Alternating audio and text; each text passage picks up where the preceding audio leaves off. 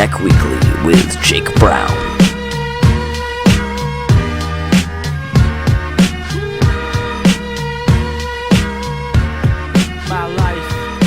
Hello everyone and welcome to episode 17 of Tech Weekly.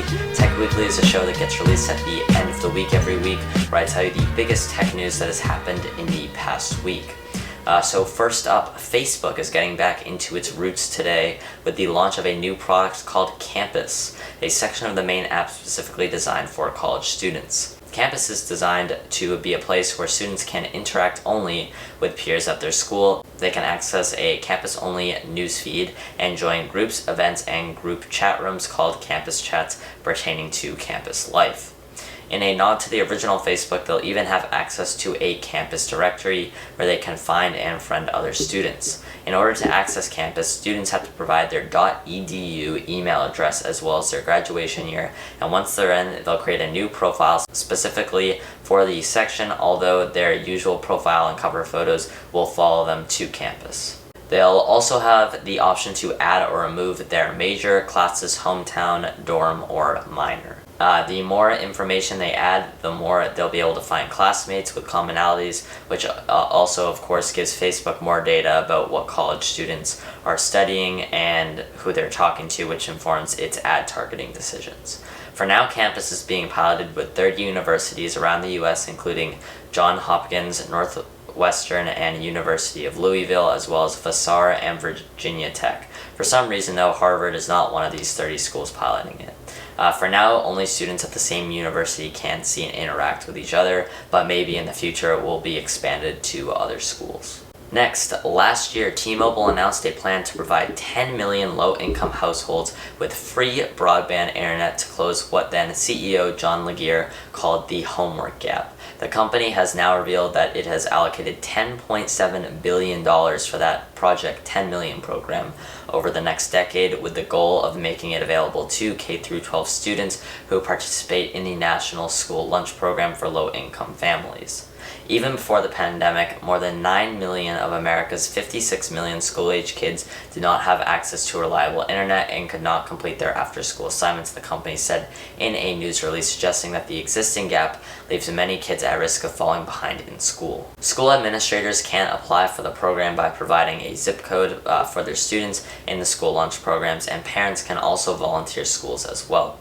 The schools then distribute the hotspots and devices, with T-Mobile providing assistance for setup and technical support. Households can get a free hotspot and 100 gigabytes of data over a single year, or they can pay $12 monthly for 100 gigabytes of data each month.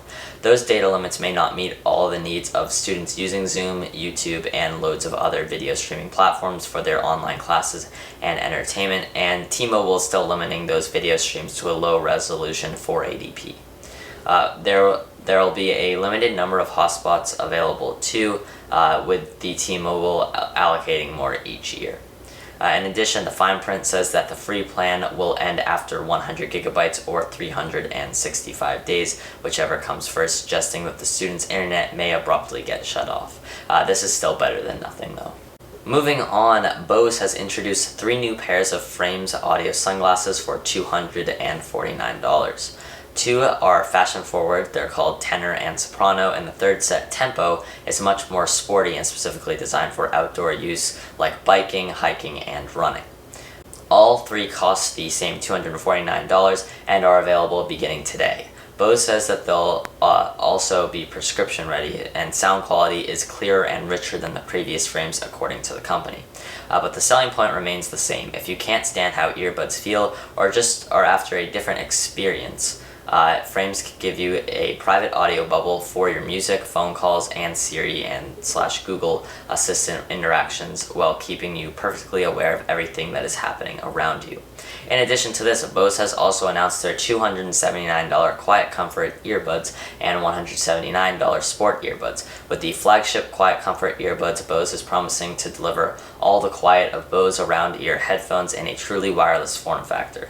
As for the Bose Sport earbuds, essentially a successor to the 2017's Sound Sport Free, Bose says that they're designed for comfort and stability through even the most vigorous, intense workouts. Both will be available on September 29th with pre-orders starting today. So on one fellow swoop, Bose is trying to take on the AirPods Pro and Sony 1000 XM3 earbuds, with the Quiet Comfort earbuds and the Sport earbuds will compete with the lower cost options like the Jabra Elite 75T and Samsung Galaxy Buds. Over to our favorite news, Apple news. Apparently, this suspected Apple Watch prototype is disguised as a tiny iPod Nano. The 6th generation iPod Nano inspired quite a few people to try using the tiny square as a watch, and this April we learned that the very first Apple Watch prototype was actually an iPod Nano strapped to a wristband. This is pretty clever of Apple because most people wouldn't think anything of the iPod, even though it's actually a prototype Apple Watch. Next up, the Portland City Council has passed the toughest facial recognition ban in the US, blocking both public and private use of the technology. Other cities such as Boston, San Francisco, and Oakland have passed laws barring public institutions from using facial recognition, but Portland is the first to prohibit private use. Portlanders should never be in fear of having their right of privacy be exploited by either their government or by a private institution, Portland Mayor Ted Wheeler said during a hearing on Wednesday. Facial recognition software has been found to have age, race, and ethnic biases, leading to questions about civil liberties and misidentification of individuals by law enforcement, and Portland City Council Commissioner Joanne Hardesty reportedly touched on those concerns in a statement at the hearing.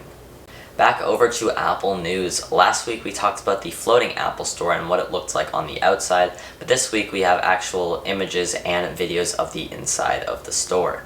The Sphere is constructed of 114 individual pieces of glass held in place by 10 vertical mullions, which is the architectural term for supporting bars between panes of glass in a window, and Apple says that the dome is a first-of-its-kind construction, all glass and fully self-supporting.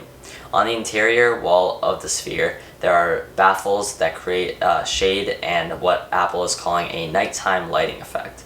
At the top of the Sphere is an oculus that lets in sunlight, which Apple says was inspired by the Pantheon in Rome. As well as a shop floor with all the usual gadgets on display, the dome houses a video screen and seating area to host the various talks and tutorials Apple likes to give at its stores. Underneath the dome and the surface of the bay is a lower level. Apple says this space includes the company's first underwater boardroom, where entrepreneurs and developers interested in receiving training and advice can meet with Apple team members. Over to Motorola news. Earlier this year, Motorola relaunched the Razr, modernizing the iconic flip phone brand with a flashy foldable display, Android, and a $1,500 price tag. Unfortunately, it fell short in a number of ways, with the creaky hinge, poor cameras, and awful battery life. Now Motorola is trying to redeem its first foldable with a second-generation Razr, which adds 5G support, better cameras, and more useful software.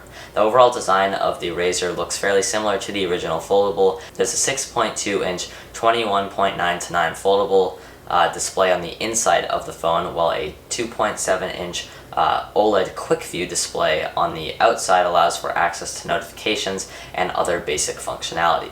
Also, the same high price tag, which is $13.99, is just $100 less than its predecessor. Inside, there's a number of changes. The processor is a faster Snapdragon 765G to accommodate for the 5G. The RAM has been increased to 8GB from the 6GB on the original. The internal storage has been doubled to 256GB, and the battery is a larger 2800 mAh, which should definitely increase battery life. If you want to learn more about the phone, check out the link in the description, as well as check out all the other articles for this episode of Tech Weekly. Moving on, last week Nvidia unveiled the $699 RTX 3080, which promises double the performance of the RTX 2080 for the same price when it releases next Thursday. You may have your mind set on that card, but there's one reason you might want to wait. AMD will likely answer with their own competitor to the RTX 3000 series on October 28th. AMD has confirmed that its new line of GPUs is part of the Radeon RX 6000 series, which uses AMD's new RDNA 2 architecture that includes real-time hardware accelerated ray tracing and variable rate shading. The computing company also plans to host another event on October 8th, focusing on its CPUs that use Zen 3 architecture. AMD has not said what type of CPUs it will unveil. We've been expecting the company to unveil the Ryzen 4000 series for desktop as a successor to the 3000 series, which use Zen 2 architecture. We have already seen the Ryzen 4000 in laptops, but those chips also use Zen 2, not Zen 3 architecture. Over to Microsoft news. They have fully detailed their new Xbox Series S console. The $299 next-gen console will arrive on November 10th, designed to be a more affordable option for 1440p gaming.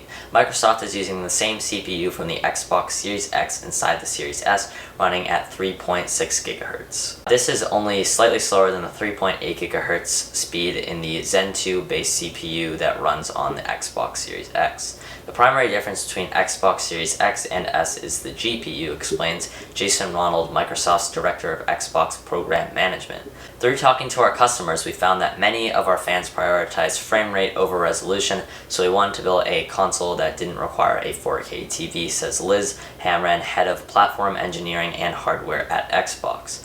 Microsoft is also launching its Xbox Series X console on November 10th for $499.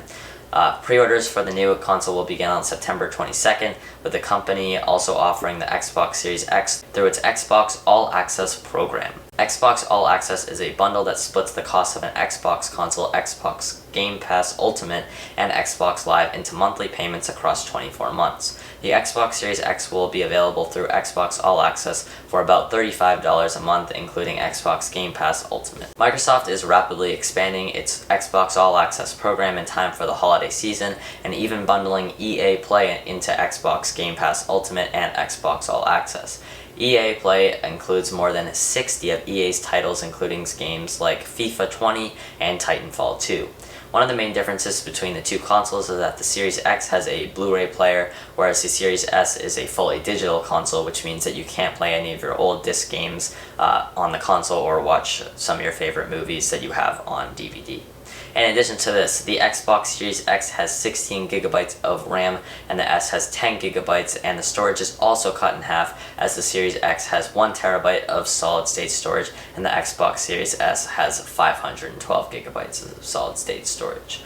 The final difference is that the Xbox Series X can game at 4K up to 120 frames per second, and as I said before, the Xbox Series S only goes up to 1440p, which is still pretty good. Continuing with Apple news, they have announced their Time Flies event for September 15th. The event starts at 1 p.m. Eastern Time and 10 a.m. Pacific Time. Normally, Apple announces new iPhones in September, but this year there have been rumors of the phones being delayed. Instead, the event's tagline, Time Flies, suggests that we're looking at a new Apple Watch. Apple is rumored to have a full lineup of hardware for this fall, including 4 new iPhones, the Apple Watch Series 6, and an updated iPad Air, as well as a smaller HomePod, maybe a light version, a tile competitor called the Apple Tag, and possibly even a pair of Apple-branded over-ear headphones to replace the Beats line. Given the Time Flies branding, Apple is likely to focus on the Apple Watch for this event, though with the Series 6 rumors to add blood oxygen monitoring and improve sleep tracking, along with a faster processor, Apple is also rumored to announce a cheaper replacement for the Series 3 model, which may be called the Apple Watch SE. Lastly, Apple has promised that we'll see the first of its ARM-powered Apple Silicon Macs before the end of the year, but we haven't heard any rumors yet, sadly, so I don't think they'll be announcing those at this event.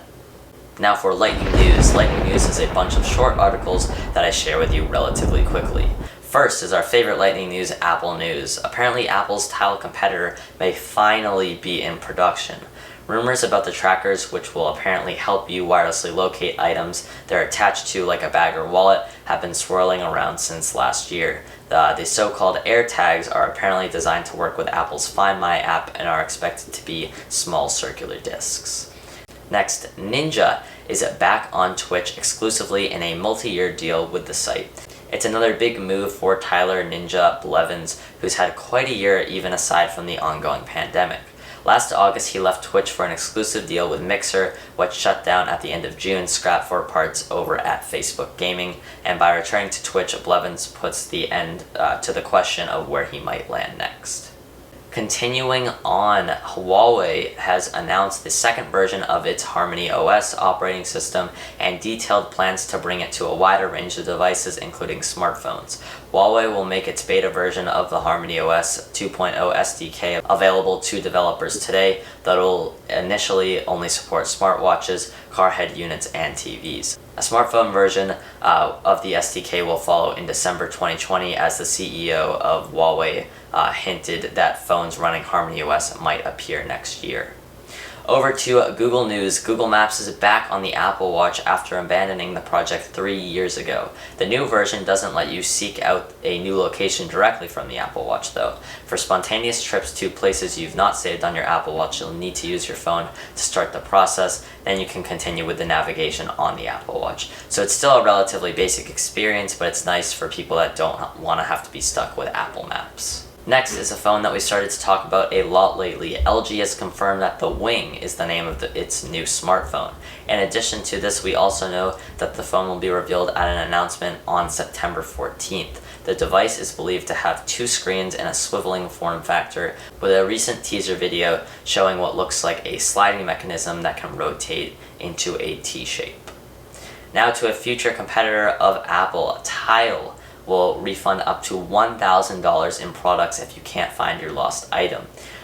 They're offering a new premium subscription plan starting this fall that will allow people to claim money for lost items. The plan, called Premium Protect, costs $99 per year and includes all of the perks of its premium subscription, including free battery replacements and a 30-day location history, as well as item reimbursement of up to $1,000. Premium, the original plan, is still available and costs $30 per year, or about $3 per month. Next up, Amazon's new Alexa partnership lets you link your AT&T number to turn your Echo into a phone. It's an expansion of Amazon's existing Alexa calling feature, which the company debuted in 2017, that allowed Echo devices to call mobile numbers and landlines for free.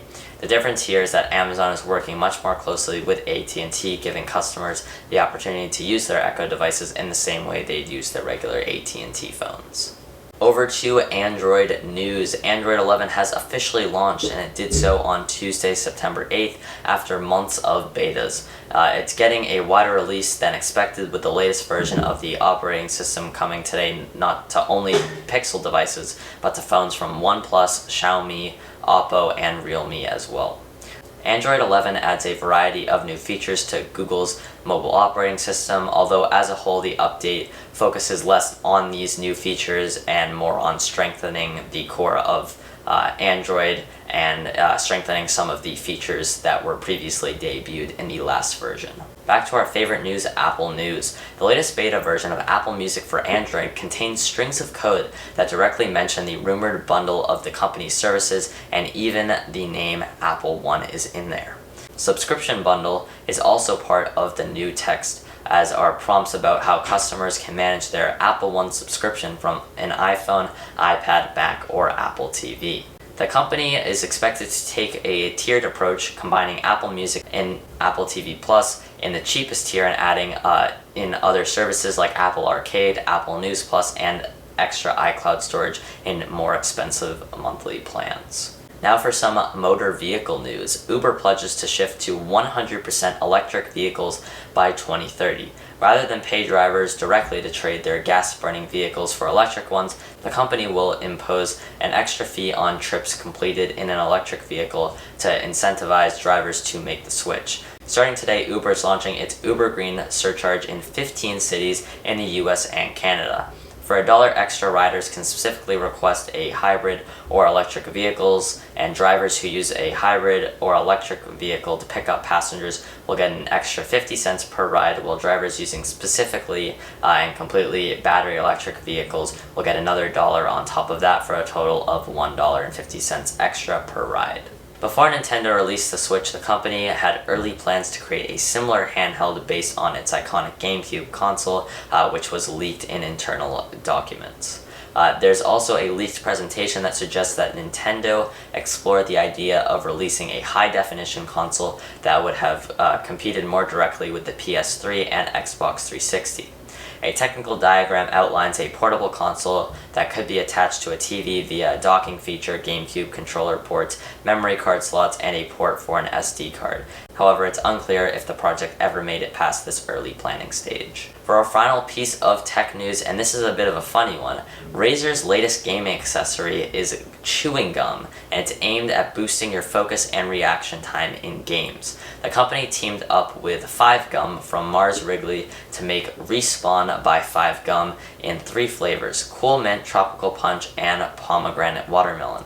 The gum is available today starting at about $3 per 15 stick pack or about $28 for a 10 pack. It will be available from Razer.com as well as Amazon. Razer previously released a flavored energy drink mix in 2019. Okay, that just about wraps up this episode of Tech Weekly. Thank you to everybody that is watching. If you enjoyed this, check out our Tech Weekly podcast over on Spotify and Apple Podcasts. I'm Jake, the Tech Professor. Make sure to like, subscribe, and stay safe, and I'll catch you guys in the next one.